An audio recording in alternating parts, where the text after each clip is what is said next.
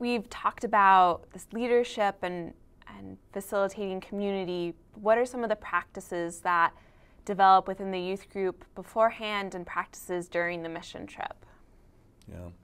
You know, one of the hallmarks of a pilgrimage was that the pilgrims are very intentional about not only that they went and not only why they went, but how they would go. And a pilgrimage was framed by practices of the departure, practices of the road, practices of the arrival, practices of the return. In our Christian formation, we know what practices create an openness, a thin space, a way of seeing the presence of God.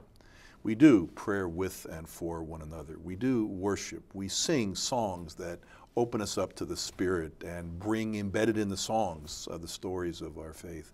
We do Vespers, we do devotionals, we do table graces.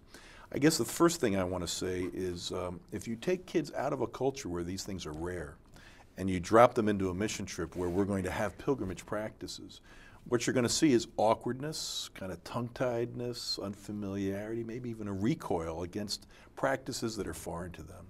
So what we want to do in the first instance is there's kind of a rubric again of what you do in practice, you do in the game. So we want to be beginning to engage these practices all year. In our youth group, we want to have not just the Sunday worship when we hope they'll go, although they don't always go, but we certainly want youth worship at least once a month. We want table graces to be common and led by the kids.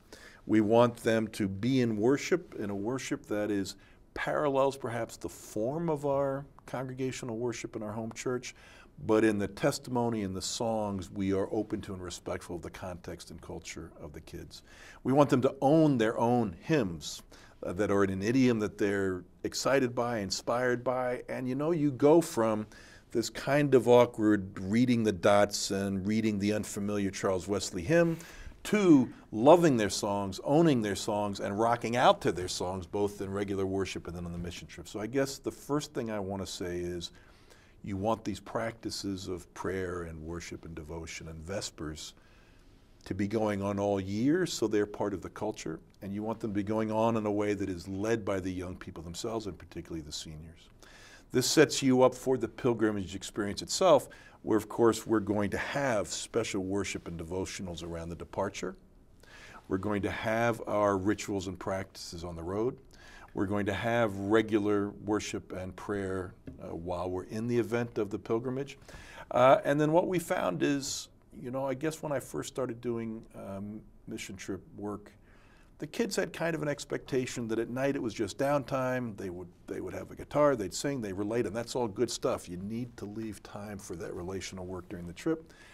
But then by the end of the week, there would suddenly come a way in which the teams coalesced, having worked on their work sites together, and they were closer. You have a final worship that was unbelievably cathartic, and you could see this incredible sense of grace and love whipping around. Well, why let that wait for the last day? Why not front load that by daily devotionals and evening Vespers in your teams, daily prayer practices on the work site, a sense of praying with and for one another throughout the week, and regular worship. So as we've built that into our program, what we have found is it's one thing to have daily Vespers if they're kind of greatest hits, I love this Vesper, let's do it tonight. It gets a little richer when you begin to have programmatic Vespers and are intentional before the week starts about what you want to do for the week. It gets richer still when you link the morning devotional with the evening Vesper. It gets richer still when you have a companion book that some kids will read deeply, some kids will read shallowly, but it drives the content of both the devotions and the Vespers. It's of course deeper if the seniors are leading both the morning devotions and the evening Vespers.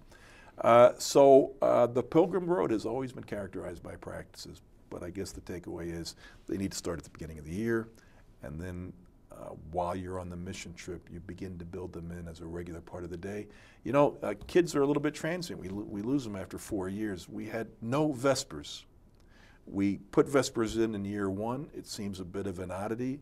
By year 3, if you don't have a Vesper, the kids say, "You're ruining my mission trip. Where are the Vespers?" It's a culture of reflection, or as Ivy Beckwith puts it, prepare, engage, reflect, that deepens the experience itself.